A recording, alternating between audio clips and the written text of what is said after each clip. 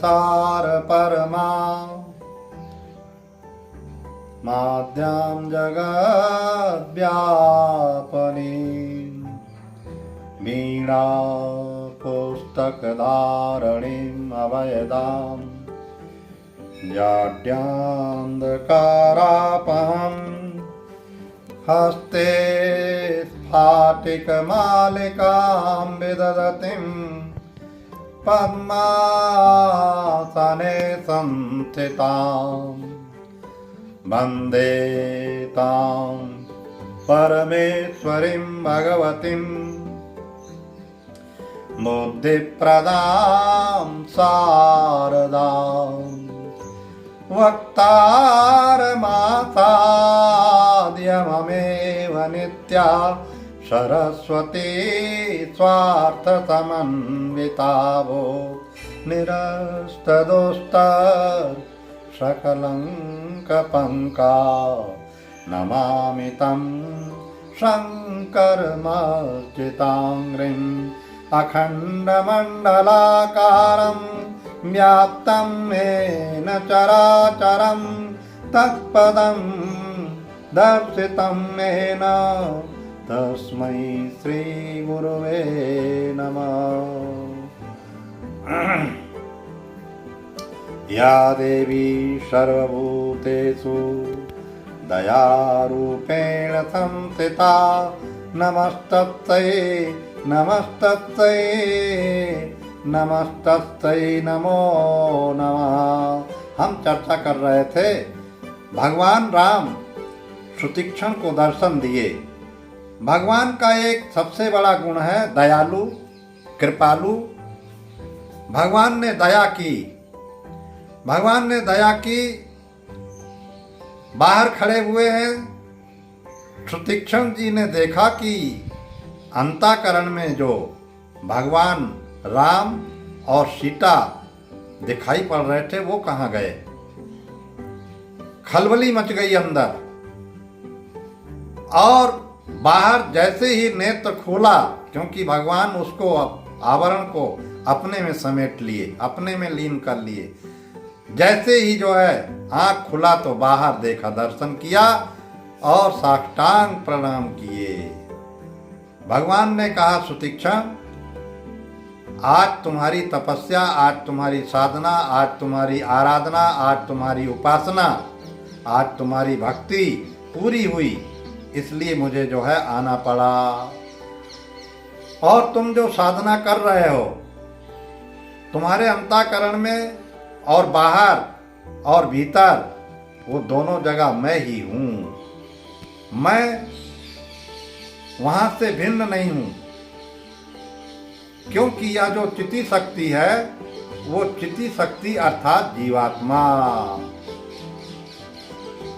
तो ये अचिंत चिति शक्ति, ये जो जीवात्मा है, वो जो समग्र चेतना है, वो तो केवल प्रकाशक स्वरूप है। और वो प्रकाशक स्वरूप जो चिति शक्ति है, उसके द्वारा जो है ब्रह्मा विष्णु और महेश, इन तीनों का भी प्रादुर्भाव होता है। इन तीनों का प्रादुर्भाव होता है, इसलिए भगवान को गीता में कहना पड़ा, मया दक्षिण सूयते सचराचरम। ये शक्ति ने ही मुझे अध्यक्ष बना दिया है, ये इसी की महिमा है। और जो मेरी प्रतीति हो रही है वो इस शक्ति के द्वारा ही हो रही है। मैं जो दिखाई पड़ रहा हूँ व्यक्त रूप से, वो इस शक्ति के द्वारा ही है। इसलिए आज भी सांसारिक प्राणी पहले अपने पत्नी का नाम और फिर पति का नाम होता है।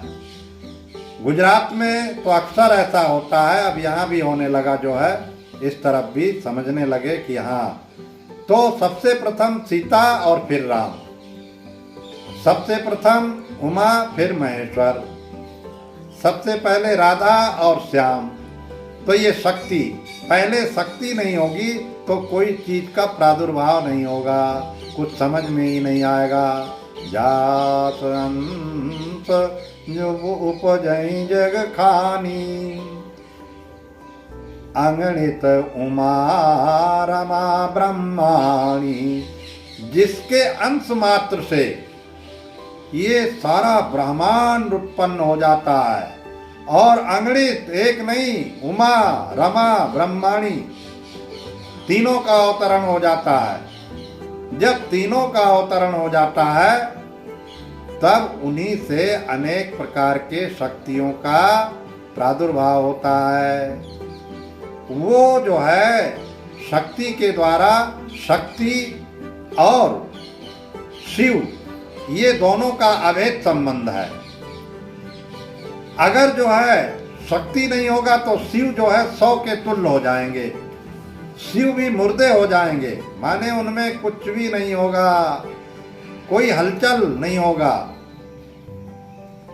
ये शरीर जो है, इस शरीर में भी शक्ति का संचार है। जब जो है ये शरीर शांत हो जाता है तो बड़े बड़े वैद्य डॉक्टर सब लोग कह देते हैं कि अब इनको जो है ले जाओ, समाप्त। तो शक्ति के रूप में इसमें सबसे प्रथम कौन, तो बोले पंच प्राण, प्राण समान म्यान उदान।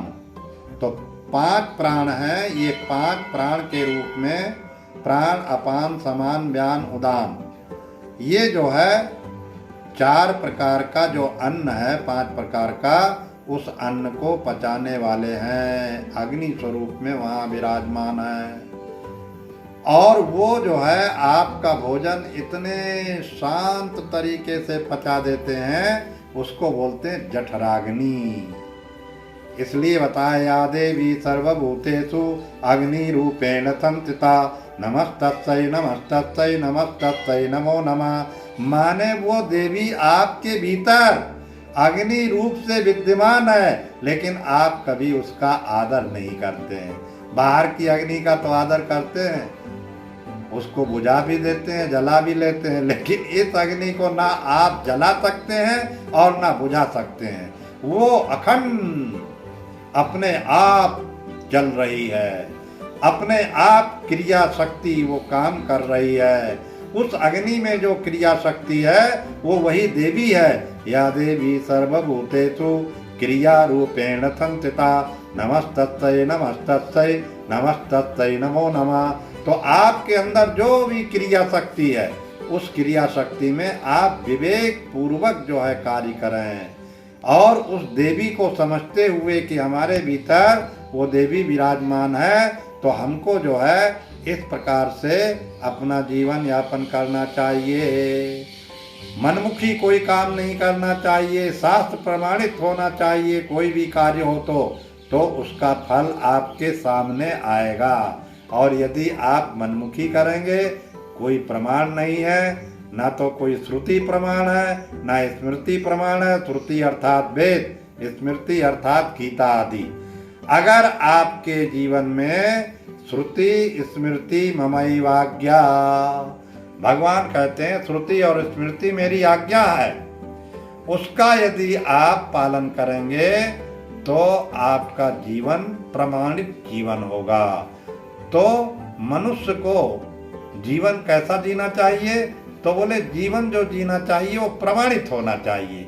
फिर आप संशय रहित होंगे, आपके अंदर एक मस्ती होगी, हैं, आप संशय से रहित होंगे, क्योंकि आप प्रमाणित जीवन जी रहे हैं। जैसे एक बच्चा स्कूल नहीं जाए, इधर उधर घूमता फिरे, और कई जो है उसके वो अपसेट हो जाए, माने उसकी हाजिरी नहीं हो, और मालिक से आकर के शिकायत करे मास्टर कि आपका बच्चा स्कूल नहीं जाता है, तो वो पिता जो है कहेगा, क्यों रे नालायक, तू स्कूल नहीं जाता है और तू क्या पढ़ेगा, तू अपना जीवन क्या जो है सुखमय आनंदमय व्यतीत कर सकता है, तू तो हमारे ऊपर दुख का भार होकर के रह रहा है।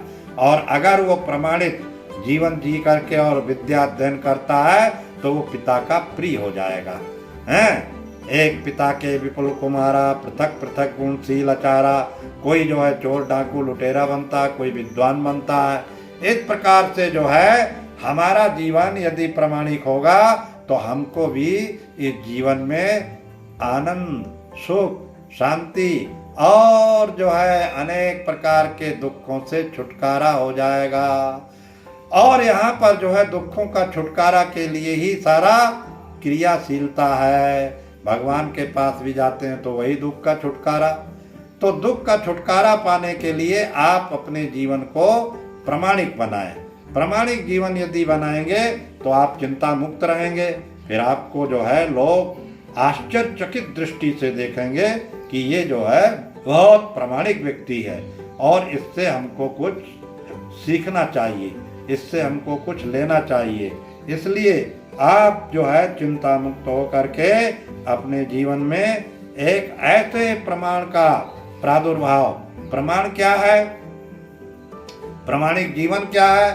प्रामाणिक जीवन ये है कि आप जो है गलत नहीं देखें, जितना देखना है उतनी दूरी तक ही देखें। और कान के द्वारा जो है आप ऐसे शब्दों का श्रवण ना करें, अभद्र शब्दों का श्रवण ना करें। हमने बताया था ना, भद्रम कर्णेभिः शृणुयाम देवा, भद्रम पश्येम, माने पश्य माने देखना है। तो देखना है तो अपने भीतर देखने की चीजें बहुत अच्छी, उससे आपको अनेकों लाभ होगा और उसको बोलते हैं विपश्यना ध्यान। विपश्यना ध्यान अर्थात सांसों का साक्षी। आप सांसों का साक्षी जो है बन करके गहरा सांस लें और धीरे धीरे छोड़ें। लोगों की शिकायत यही है, महाराज मन नहीं रुकता, मन नहीं रुकता, मन बहुत चंचल है। मन तो एक सेकंड में रुक जाएगा। आप यहीं बैठे बैठे जो है अपने मन को रोक सकते हैं। और वो मन कहाँ रुकेगा? उसको सबसे श्रेष्ठ जगह रुकने का है समग्र चेतना, अर्थात वही चिति शक्ति। वो चिति शक्ति जो अव्यक्त है, अव्यक्त से ही ये सारा जगत व्यक्त है। अगर अव्यक्त नहीं होगा तो ये सारा जगत व्यक्त कहाँ होगा? जैसे आपने देखा होगा सिनेमा का पर्दा, सिनेमा आजकल बहुत ज्यादा मशहूर है। उस सिनेमा के पर्दे पर जो है तोपें चल रही हैं, बंदूकें चल रही हैं, गोलियां चल रही हैं, आंधी तूफान, अग्निकांड हो रहा है। ये सब देख करके बच्चे जो है डर जाते हैं, लेकिन जो समझदार है वो कहता है ये सब केवल प्रतीति मात्र है, केवल दिखाई पड़ रहा है, पर्दे का एक कोना भी नहीं जला। पानी इतना जोर से बरसा मूसलाधार, लेकिन पर्दे पर एक बूंद पानी नहीं आया। और तोपें चल रही हैं, लेकिन वहां से एक कण भी पर्दे पर नहीं आया। इस प्रकार से जो है पर्दे पर कहाँ ये दिखाई पड़ रहा है जगत? तो ये आत्मा रूपी पर्दे पर दिखाई पड़ रहा है। तो आत्मा रूपी पर्दे पर जो दिखाई पड़ रहा है वहीं से उत्पन्न हुआ और उसी में विलीन हो जाएगा, पर्दा ज्यों का त्यों। इसी प्रकार से जो चिति शक्ति है, वो चिति शक्ति में किसी प्रकार का विकार पैदा नहीं होता। वो जो है शक्ति कैसी है? तो बोले शुद्ध है, बुद्ध है, मुक्त है, अद्वय है, सत है, चित है, आनंद स्वरूप है। ऐसे शक्ति की हम आराधना करें तो हम अपने जीवन को सफल बना करके, धन्यभागी बना करके हमारा मानव जीवन सार्थक हो जाएगा और हम आनंदित हो जाएंगे और सुख शांति की प्राप्ति होगी। हम अपने जीवन में उस शक्ति का अवतरण करें जो शास्त्र सम्मत है, सतगुरु के द्वारा उपदेश किया गया है, उसके द्वारा जो है हम अपना जीवन यापन करें तो वास्तव में हमारा जीवन धन्य है। आज इतना ही, कल फिर।